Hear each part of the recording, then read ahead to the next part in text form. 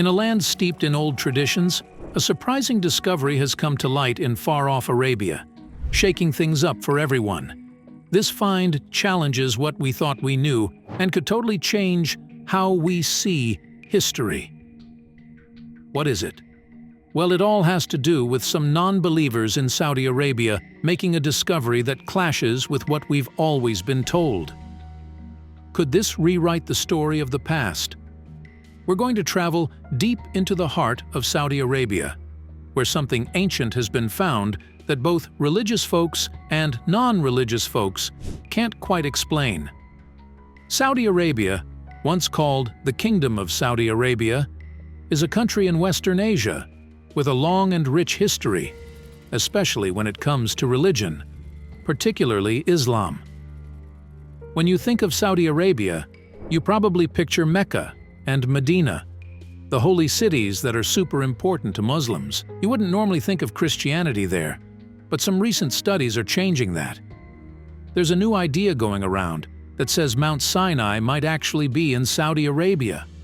Mount Sinai is a super important place for religions that follow Abraham, like Judaism, Christianity, and Islam.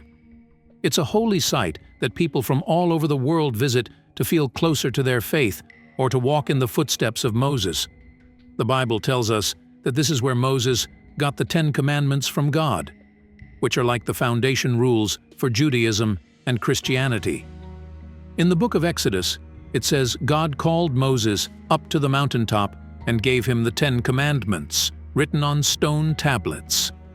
This mountain is sometimes called Jebel Musa, which means Mountain of Moses in Arabic. For Christians, Mount Sinai is like a preview of a special place called Mount Zion in heaven. It's where God lives with his followers in all his glory. You might remember Jesus' Sermon on the Mount from the Bible. In that talk, he wasn't just telling people to follow the rules exactly, but to really understand the spirit behind them, to live a life that reflects God's goodness. The Bible also connects Mount Sinai to the story of when Jesus changed his appearance in front of Moses and Elijah. For Jews, Mount Sinai is the holiest place on earth. They believe it's where they had a one-of-a-kind encounter with God, a special moment where the spiritual and physical worlds touched. This fits perfectly with Judaism, where religion is all about connecting with God in everyday life.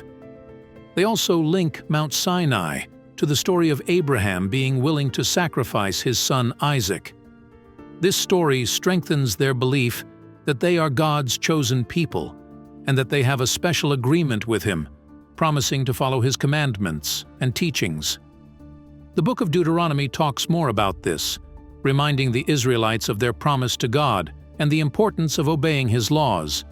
Mount Sinai is a symbol for Jews, representing who they are and their role as God's chosen people. The Quran, the Islamic holy book, also recognizes the importance of Mount Sinai. It says this is where God spoke to Moses and gave him the tablets containing the Torah, the Islamic holy scriptures. These are like a set of instructions for how Muslims should live their lives, according to God's wishes. The mountain also represents the connection between humans and God, showing the importance of following his commands and staying close to him. Islamic stories praise Moses for his patience and obedience, as he bravely delivered God's message to the Pharaoh and his people. The mountain is also a symbol of God's mercy, as he forgave the Israelites for their mistakes and gave them a new set of laws through Moses. So, for Christians, Mount Sinai represents the journey of faith, the desire for holiness, and getting closer to God. Across all three religions, this mountain holds immense importance, but its exact location remains a mystery. The towering peak of Mount Sinai holds deep significance for Judaism, Christianity, and Islam. But where exactly is this holy mountain located? Traditionally, Mount Sinai has been placed in Egypt near the southwestern tip of the country, close to the border with Israel. This majestic mountain, reaching nearly 7,500 feet above sea level, is considered a sacred site and is home to several important religious landmarks. One of these landmarks is St. Catherine's Monastery, nestled on the Sinai Peninsula. Founded in 527 AD by Emperor Justinian I, this monastery holds the distinction of being one of the oldest continuously operating monasteries in the world. Its construction was prompted by hermit monks who frequented the area and eventually settled there. The monastery's impressive legacy extends beyond its age. It also houses the world's oldest continually operating library. This treasure trove contains ancient manuscripts and books dating back to the 4th century. With its stunning Byzantine architecture and a collection of awe-inspiring icons, the monastery attracts pilgrims from all corners of the globe. Within its walls lies the Chapel of the Burning Bush, believed to be the very spot where God spoke to Moses through a burning bush. For Christians worldwide, St. Catherine's Monastery is a significant pilgrimage destination. The monastery's history is rich and layered. During the Fatimid Caliphate, an existing chapel was transformed into a mosque, which saw regular use by Muslims until the 13th century. Today, the mosque is used for special occasions only. Following a period of neglect under the Ottoman Empire, the mosque was restored in the early 20th century. The mystery of Mount Sinai's exact location remains unsolved, with ongoing debate among scholars. Historically, various sites across the Middle East have been proposed. Researchers meticulously analyze the Bible and historical texts for clues. One particularly controversial theory emerged in 1873. Charles Baker, a British explorer and scholar, believed Mount Sinai was a volcano. He based this idea on biblical descriptions of smoke and fire, though not ash, emanating from the mountain. Additionally, he felt its location fit Moses' journey from Midian in northwest Arabia back to Egypt. He focused on mountains near the Gulf of Aqaba, particularly Jabal al-Nur, Mountain of Light. However, upon reaching his proposed site, Baker discovered it wasn't volcanic. He humbly retracted his volcanic hypothesis, but maintained his belief about the location. He acknowledged that the biblical references might describe a storm rather than a permanent feature, highlighting the difficulty of pinpointing the mountain's true location. While some scholars interpret the Bible metaphorically, others embraced Baker's ideas. Alternative locations like Egypt, Jordan, or Israel have also been suggested. Sadly, Baker's death soon after visiting Jabal al-Nur prevented further exploration and potential confirmation of his theory. Scholars Alois Musil and H. Philby supported Baker's notion of a Saudi Arabian location. Musil, an Austrian-Czech scholar, extensively explored the region in the late 19th and early 20th centuries. Philby, a British intelligence officer deeply involved in the Middle East, documented his travels in books like The Heart of Arabia and Arabian Highlands. Both pointed to Jabal al-Manifa near Wadi al-Rab as the true Mount Sinai. Philby, after visiting Jabal al-Nur in 1952, argued that Jabal al-Manifa better matched the biblical descriptions compared to locations in Egypt or Jordan. In 1971, French scholar Jean Koenig suggested that Halal Badr, a volcanic peak in Saudi Arabia, might be the true location of Mount Sinai. He detailed his arguments in an article titled Sinaitic Itineraries in Arabia, asserting the accuracy of his interpretation. Building on the work of earlier researchers such as Charles Baker, Alois Musil, and H. Philby, Koenig provided a thorough collection of evidence and reasoning. Despite the strength of his argument, there is an even more controversial proposal that merits attention. One might ask, if Jan Koenig, with his extensive evidence, is not the most controversial figure, then who is? The answer is the American researcher Ron Wyatt, known for his contentious and widely discussed theories. Wyatt also believed that Mount Sinai was in Saudi Arabia, but he identified a different location. The Mountain of Almonds in northwest Saudi Arabia, near the Jordanian border, and the Gulf of Aqaba. Wyatt supported his claims with various purported discoveries, including sites like Noah's Ark, Sodom and Gomorrah, the Red Sea crossing, and the Ark of the Covenant, which he used to substantiate his hypothesis about Mount Sinai's location. Wyatt's theory was based on his interpretation of Exodus 3:1. He reasoned that since Moses tended Jethro's flocks, and Jethro was a priest of Midian, the mountain of God that Moses encountered must be in the land of Midian. After claiming to have discovered the Red Sea crossing site at Nuweiba in the Gulf of Aqaba in 1978, Wyatt concluded that the real Mount Sinai must lie east of the Red Sea crossing site, within modern-day western Saudi Arabia. He identified Jebel al-Lawz as the most likely candidate, noting it as the highest peak in the western Saudi Arabian mountain range. Wyatt bolstered his claim by pointing to what he believed to be archaeological evidence of a large encampment near the mountain, which he suggested was the Israelites' encampment before their exodus. Ron Wyatt's explorations led him to some intriguing discoveries near a mountain in Saudi Arabia that he believed to be Mount Sinai.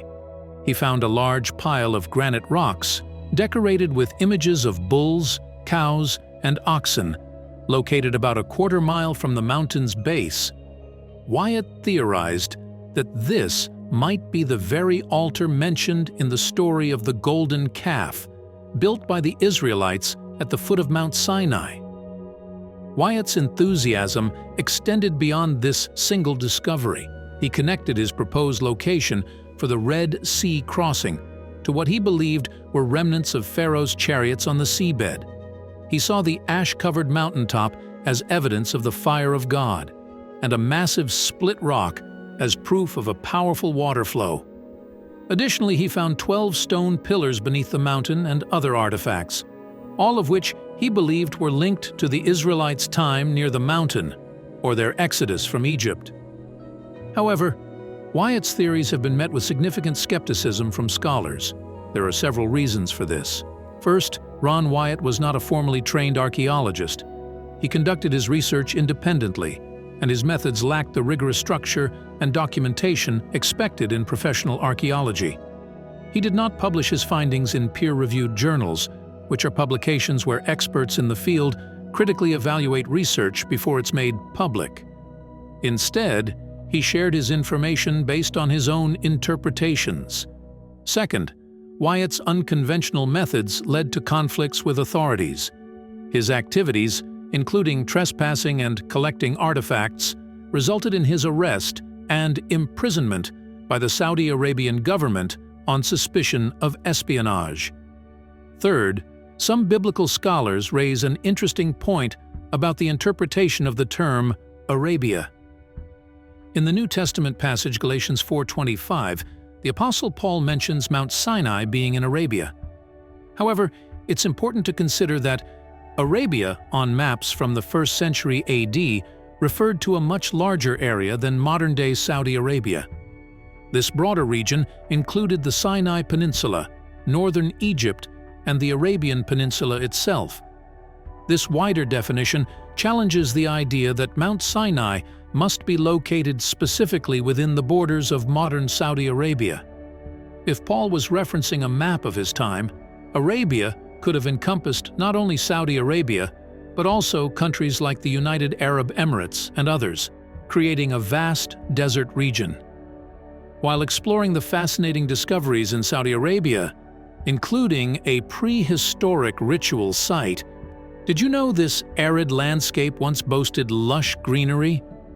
It may seem surprising, but historical and scientific evidence unveils a bygone era of vibrant ecosystems. The Quran, the Islamic holy book revealed to Prophet Muhammad in the 7th century CE, offers a glimpse into this past. Its verses celebrate the wonders of creation, including plants, and their role in the natural world. This focus on flora aligns with historical accounts by prominent figures like Herodotus, Josephus, and Eusebius. These ancient scholars and travelers described a land brimming with life, lush mountains, fertile valleys, flowing rivers, and even forests. Their records suggest a region rich with vegetation that supported trade and flourished due to its abundant resources. Science further validates this past with the power of fossils. These remnants of ancient life, including plants and animals, offer a window into Earth's history. Fossil discoveries in Saudi Arabia paint a picture of a diverse ecosystem once teeming with life. Elephants, hippos, and crocodiles, creatures that thrive in well-watered environments, indicate a flourishing habitat. Additionally, the presence of seahorse fossils points towards shallow coastal waters teeming with marine life. Satellite imagery and fossil evidence across the Arabian Peninsula, dating back at least 350,000 years, overwhelmingly suggest a period of much higher rainfall and a more verdant landscape. Plant fossils found in various locations like Tema, Dumat al-Jandal, and Jizan substantiate this theory. These fossils encompass a remarkable range of flora, including ferns, cycads, palms, grasses, legumes, and a variety of flowering plants. Their presence spans diverse geological periods, highlighting the rich tapestry of vegetation that graced Saudi Arabia throughout its history. The story of Saudi Arabia extends far beyond its current desert landscapes. Human fossils scattered across the region offer a captivating glimpse into the origins and evolution of humankind. These preserved bones and artifacts, left behind by our ancestors, tell a story of migration, cultural development, and interaction with the environment. Sites like Kalam al-Maidan, al-Ula, and al-Thukba have yielded a treasure trove of evidence, including stone tools, pottery, inscriptions, and even structures. These remains date back to various epochs of human history, ranging from the Lower Paleolithic period, a staggering 400,000 years ago, all the way through to the Neolithic period, around 10,000 years ago. Adding another layer to this captivating story are the discoveries of ancient marine environments. The presence of coral reefs and seagrass beds points towards a time when Saudi Arabia's waters were clear, warm, and teeming with life. These marine structures, dating back millions of years, thrived in a nutrient-rich environment that provided shelter and sustenance for diverse marine creatures. This aligns perfectly with the growing theme of surprising revelations unearthed in this region. Perhaps one of the most remarkable discoveries involves a network of ancient roads and tombs dating back a staggering 4,500 years. Archaeologists have dubbed these pathways funerary avenues. Located in the northwestern deserts, these long-distance routes connected oases and pastures, some stretching for hundreds or even thousands of kilometers. Cleverly designed, they followed the natural terrain and water sources, ensuring safe passage through the vast landscape. Lining these avenues are unique tombs, referred to as pendants or ring burials.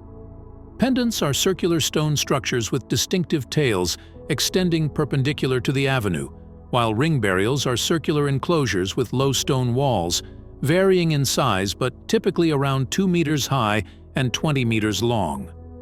These fascinating tombs hold the remains of our ancestors and their grave goods, offering a window into their lives and burial practices. However, amidst these captivating discoveries, Saudi Arabian archaeologists have also unearthed a find that sheds light on a more mysterious aspect of the region's past. Deep within a 7,000-year-old desert monument, they encountered human remains associated with a prehistoric cult. This ritual site, known as a mustatil, meaning rectangle in Arabic, is one of over 1,600 such structures identified across Saudi Arabia since the 1970s. Buried beneath layers of sand, these enigmatic constructions were built during a period when the Arabian desert was a far greener landscape, teeming with grasslands and even home to elephants and hippos. The architects of these mustatils appear to have been members of a secretive cult. As the climate gradually transformed into the arid desert we know today, these individuals likely gathered at these sites to protect their land. Archaeological evidence suggests that their rituals involved sacrificing cattle to appease unknown deities. A recent excavation, documented in a study published in March 2024, unearthed a mustatil located 55 kilometers east of the ancient city of Alula. This impressive structure, stretching 140 meters and built from a local sandstone, held a prominent, upright stone known as a beidel at its center. Surrounding this central stone lay a collection of over 260 animal skull and horn fragments, primarily belonging to domesticated cattle. Traces of goat, gazelle, and smaller ruminant remains were also found, offering valuable clues about the rituals practiced by this long-lost community. Further exploration of the mustatil revealed an intriguing feature adjacent to its head, a cyst. This term refers to a specific burial chamber style used during the Neolithic and Bronze Ages, found across vast regions like Europe and the Middle East. Radiocarbon dating, a technique used to determine the age of organic material, was applied to both the human remains and the animal bones found around the beidel. Intriguingly, the results revealed a discrepancy. The man's burial occurred approximately 400 years after the animals were sacrificed. This fascinating detail suggests that the mustatil likely served as a pilgrimage site for an extended period. Generations of the same community, or perhaps even different groups, may have returned to this location for ritualistic purposes, highlighting the enduring significance of these structures for their creators. The continued use of the mustatil long after the initial animal sacrifices points to the deeply ingrained role these rituals played in the lives of these ancient peoples.